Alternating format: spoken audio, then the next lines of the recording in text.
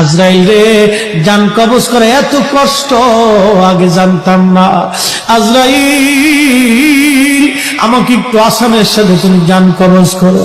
আজরাইল বললেন, হুজুর, আসমানের নিচে জমিনের উপরে আপনার চাইতে সহজ ভাবে জান আমি কারো কবজ করি নাই।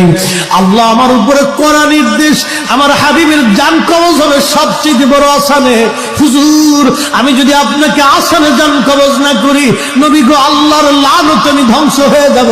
ইয়া নবী আল্লাহ, আমি সেই ভয়ে আপনাকে আসানের সাথে জান কবজ করতেছি। হুজুর গো, আপনি নবীর আগে এবং পরে এত আসানে কারো জান কবজ হয় নাই, হবে না। আল্লাহর নবী ডেকে বলে, আজরাইল, জান কবজ এত কঠিন, এত কঠিন, আমার কাছে কষ্ট হয়। একটা অনুরোধ তোমার কাছে করে দেয় আজরাইল, আমার উম্মতের জান কবজটা তুমি সহজ করো। আমার উম্মত গুনাহগার, আমার উম্মত পাপী, আমার উম্মত গুনাহগার, আমার উম্মতের জান